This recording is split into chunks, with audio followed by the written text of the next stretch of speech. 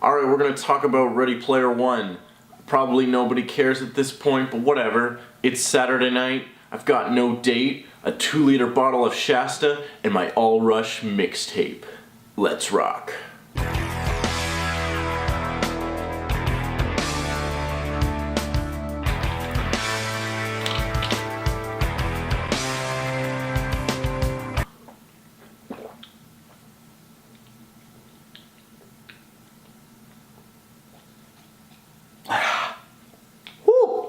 Alright, let's get into it. Oh, first of all,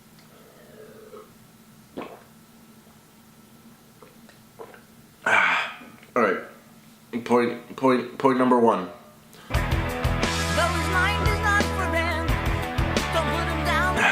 Alright, so I'd like to bring up a thing. The plot of this movie is basically the same plot of this one Danny Phantom episode, thus the... There's nowhere left to go.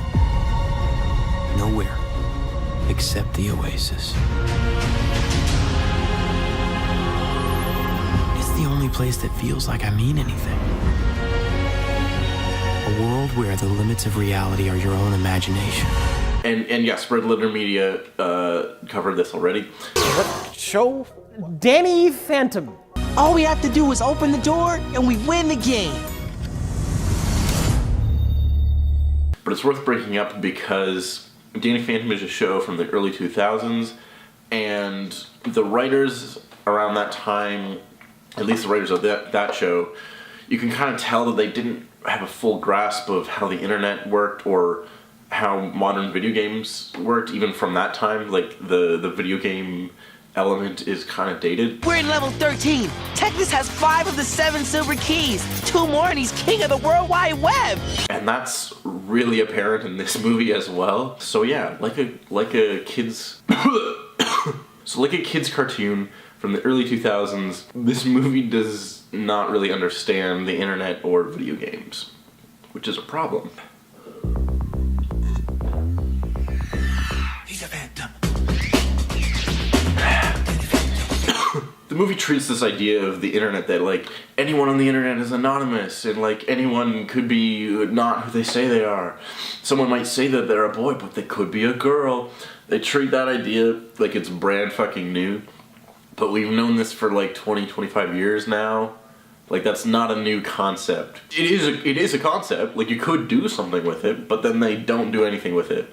There's a guy who's like the big strong guy that turns out to be a girl. Oh my god. And the big strong character who's really good at the game, that they're really a girl. What? You're chaos? If you were game savvy, you'd know that. And then the main point with this is, like, the main guy, he likes this girl, and then his friend's like, you don't know who she really is. She could be an old fat guy. You wouldn't know. And he's like, no, I love her. And then she turns out to be a hot girl. So, score, I guess. Oh, sorry. My mistake. What would be an otherwise hot girl, but with a fucking hideous birthmark. Gross.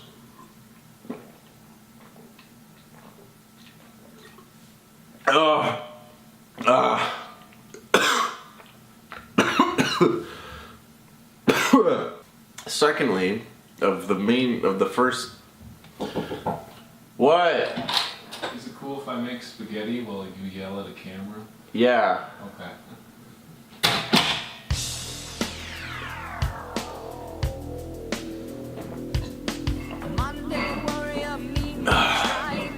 Just ignore the spaghetti making sounds in the background. Oh, I picked the wrong hand to do this. Alright. Second point. The Oasis is a shitty video game. The movie frames it like it's this grand, spanking new idea. You can go anywhere, you can do anything, you can be anyone. And it's basically, it's Minecraft. It's Minecraft plus, like, World of Warcraft. So, like, that's the new fucking huge new. There's even a Minecraft world in the game. It's so dumb. And the movie's like, oh man, it's so. Whoa, look how far fucking video games have advanced. They're online now, and they have virtual reality. Which we already basically have that. Whee! Whee! Okay, are you still making classic breakfast, or have you moved on? Like, it's not really that mind-blowing. Like, it's like, it's now. It's now. That's the future. And it's still, like, really dated, like, seems dated, because I guess maybe because of all the 80s stuff, but, like, it's mostly like, oh, there's a bunch, like, you can do whatever you want and stuff, but then it's like, you gotta do the levels, and when you do all the levels, you win, and then when you win the prize. That's the game. I don't know. That's, it's pretty linear for this game about being able to do anything. So it's a pretty linear, expansion. Oh. Okay, next point. Go.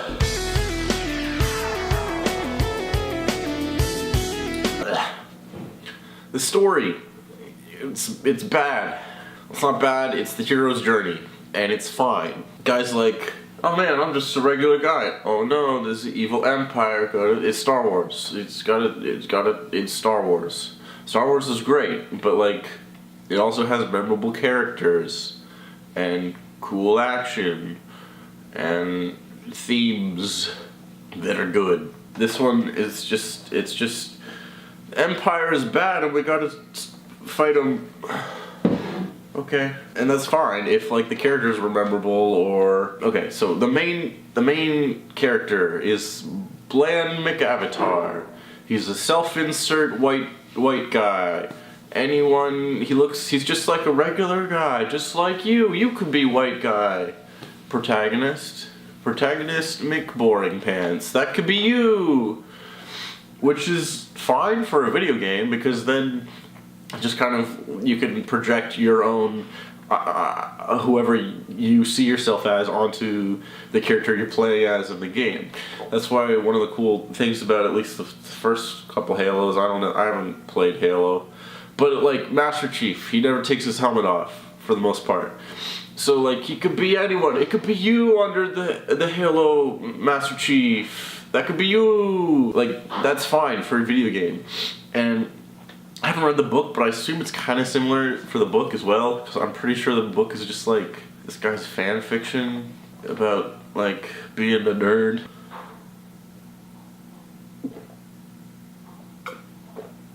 But that could work in a book as well, because books are, you're reading it, it's a little more personal. You have to fill in some of the gaps with your own imagination. You have to imagine what the characters look like and how certain things play out. So that's fine to have a little bit more of a self-insert-y type character for a book as well, or a character that you can project your own emotions and ideas on. For a movie, it's less exciting.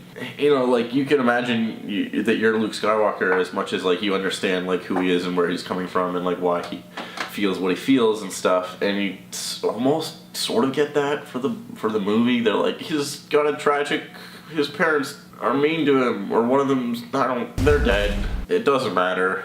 Like, they almost do like something with it, but then they don't.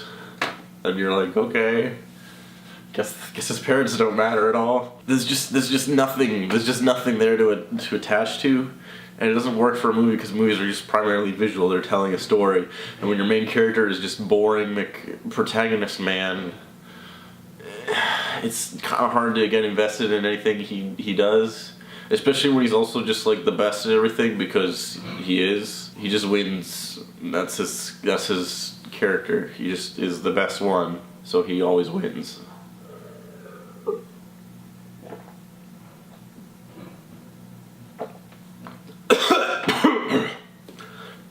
I can't burp. This was a poor decision. I physically am not capable of making myself burp. So like, I can feel that I need to, but I can't cause it.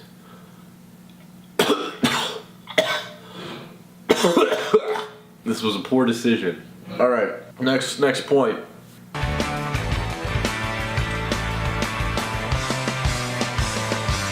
Spielberg is an old, lazy, old man. He's a good director when he's directing like actors in a scene, and like he was a good visual spectacle director back in before the 2000s. No, some of the 2000s, like Minority Report. Minority Report. That's a good one. But like, he hasn't done like a big blockbuster movie that I can think of that's like really good for a while. Some of the character type stuff he's done, where it's just kind of like a drama with actors, is good because he's good at that. But like, big blockbuster movie extravaganza, don't get Spielberg for that. This movie should have been directed by J.J. Abrams. Why the fuck was it not directed by J.J. Abrams? He's not doing. He's not doing anything. He didn't do anything this year. Like, he's doing the next Star Wars, but that wasn't even confirmed yet when they were making this. Why did they get J.J. Abrams? Oh, okay. I need a couple chips. Maybe the salt will make me thirsty. But anyways, this movie's like primarily CGI, which means that like probably 80 to 90% of it was built in a computer. There's like a couple talkie scenes with actors, and Spielberg could direct those, but that's about it. Like, there's not really much that he would have needed to do. It feels like it was, made in a lab. There's a couple ideas that if they like fleshed it out more could have been interesting. Like, the old guy who made the game is sort of an interesting character. If, like, J.J. Abrams did this movie, I feel like there would have been a lot more passion behind it, he would have been a lot more involved, where this one is just, like, basically just it's like watching a cutscene. It's like watching a 2-hour cutscene for a game that you never get to play. So it's kind of not great. And Spielberg, I love you, but he's getting old and lazy and, just... This came out the same year as The Post, or around the same year, and he filmed this, and then this movie started on post-production, and as soon as it started on that, Spielberg went and filmed The Post, and that was finished by December so that it could be ready for Oscar season. And the Oscar goes to Frances McDormand. And then this movie came out in, like, spring, May, something around there. March, maybe? I don't know. I don't remember. But the point is, Spielberg was gone for, like, a good chunk of the editing process of this movie, filming a whole other movie. Which means that he probably wasn't that involved in the editing, and most of this movie is just special effects. So... even though he is a good director and can, direct actors in a scene well, there wasn't a lot of that happening for this production, because it's mostly just them in a video game, and the video game is all built in a computer. So, just get JJ. Why didn't they get JJ? This would have been the movie to get him for. Makes no sense. I wanted to drink, like...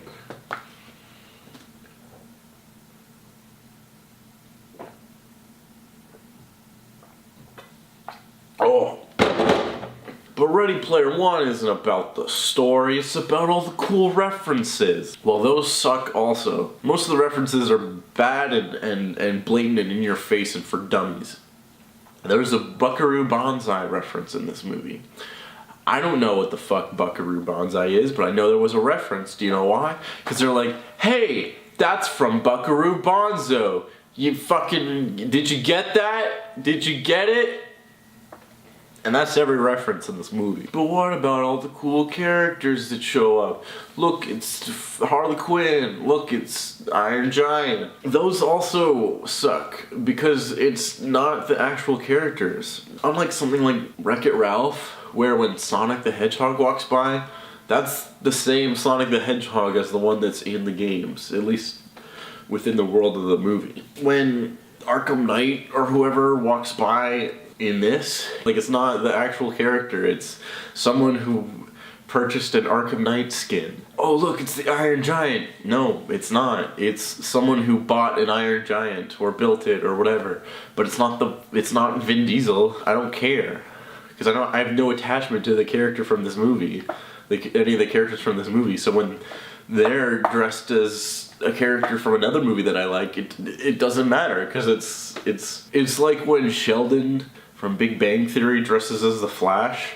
I'm not like, whoa, it's the Flash. I'm like, I still hate it because it's Sheldon from Big Bang Theory. It's like that.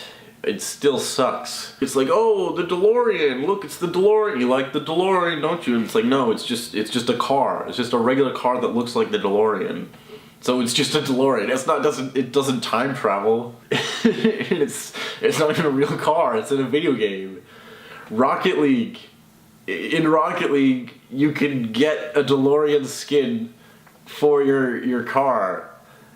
It's the same as that. We already have that in a regular game. This is not like mind-blowing stuff. This is stuff you could already do. Like, this is back to my Minecraft point. Like, it's basically just Minecraft, because, like, look at all the different characters that are here. No, there's just different skins, which you can get in Minecraft by designing your own, or fucking buying skins that someone else has made. I am the camera guy from Earthbound. Oh, okay. Oh yeah! I like Fuzzy that. Pickles. I like that. Dean is an anime, probably. I am a anime. It's Minecraft, but with better graphics. Okay, sure. That's not really that mind-blowing. But what about the big battle at the end? Look at all the cool characters that are there. But the movie is using the gross, terrible, log, like, Marvel grading, color grading, where everything looks like gray and boring and desaturated and bland with zero contrast. So it's not like all these different colorful characters are like showing up and like, whoa, look, it's that guy versus that guy. Like, it would, like, it's not like these cool, epic, big comic book crossover events where you see like 40 different characters like fight. It's nothing like that. It's like just this big gray blob where you can't really recognize anyone because everyone looks the same, even though they're all from these different franchises, and it should be cool. There's a part where like someone gets a Chucky as a weapon, or like a grenade or something, and they throw it at a guy, and the guy's like, oh, it's fucking Chucky, and then Chucky like kills him, and it's like, oh, look, it's Chucky. Like, shouldn't that be pretty normal for this game? But the guy like is like, fuck, it's Chucky. Like, I never would have expected Chucky to show up. Shouldn't you be expecting anything to show up? Because that's the whole concept of this game, is that it's everything you like. It's on you, bud, for not paying attention. The one, like, arguably cool part is there's a fight between Iron Giant and Mechagodzilla. And they played the Godzilla theme, like the classic 50s Godzilla theme. And I'm like, alright, this is kind of cool. Like, it's not as cool as it would be if it was Vin Diesel Iron Giant versus actual Mechagodzilla from the movies, but it still looks kind of cool. But, like, that's like a 5, maybe 10 minute sequence. It's just watch Death Battle. Just watch Death Battle. You get the same amount of it. Like, it's well animated. Like, some of them are really well done. It's a YouTube show. It's way more entertaining, and like you get all kinds of different character matchups that are really cool, and it's always like, what if those two characters fought? What if two people dressed as those characters fought? It's like, what if those characters fought? And they're always cool and entertaining. So just watch that. It's much better time than this movie. In conclusion, this movie's bad and dumb. The references, they all suck and they're shallow. The characters are boring. And this movie's a waste of time. So that's my review, I guess. Subscribe.